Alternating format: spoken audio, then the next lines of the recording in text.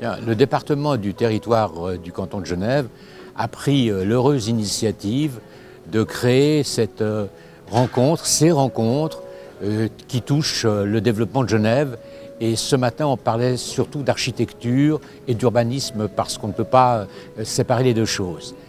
Et on se rend compte, bien entendu, qu'il y a une crispation dans la population, il y a des inquiétudes devant ce développement, on craint notamment les tours, on craint une certaine agressivité dans le cadre architectural et urbanistique. Il y a des réalisations qui inquiètent. Les tours qui ont été construites à Pont-Rouge, on peut en penser ce qu'on veut, mais c'est pas ça le futur PAF, c'est pas simplement cela. Mais toujours est-il qu'elles expriment ou elles sont interprétées comme étant le futur. C'était l'occasion de parler bien entendu du bois et de montrer à quel point il est oublié à Genève.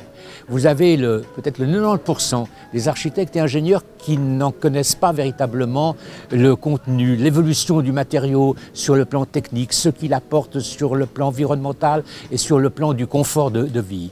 Donc c'était le moment de le rappeler, d'apporter des témoignages de ce qui se réalise notamment en Suisse alémanique, où véritablement on a une grande avance dans ce domaine-là.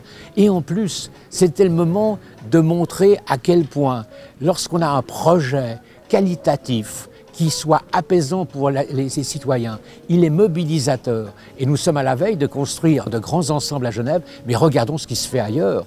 La filière bois commence dans la forêt. La forêt suisse, la forêt européenne, et suisse notamment, est généreuse. On n'extrait de la forêt que le 50% de ce qu'elle produit. C'est donc dire que l'on peut utiliser du bois dans des circuits courts, tout proche de chez nous. Ensuite, lorsqu'on l'utilise pour des constructions, les chantiers sont conduits avec beaucoup moins d'inconvénients. Ils sont beaucoup plus rapides, beaucoup moins polluants. Et après, lorsque les habitants prennent possession de leur logement, ils sont dans des logements de confort et avec une certaine souplesse s'il devait y avoir des redistributions à l'intérieur de l'appartement. C'est cela le message d'aujourd'hui, au moment où on parle d'architecture, c'est qu'on prenne conscience à Genève qu'indiscutablement, pour chaque projet de construction de bâtiments ou d'équipement, d'aménagement, la variante bois doit être étudiée. Je ne dis pas qu'il faut toujours la retenir, mais elle doit être étudiée. Ensuite, nous ne sommes pas dogmatiques. La mixité des matériaux est possible. Et quand on travaille en bonne intelligence de cette manière-là, on prend en compte la notion de développement durable et d'avenir de notre planète.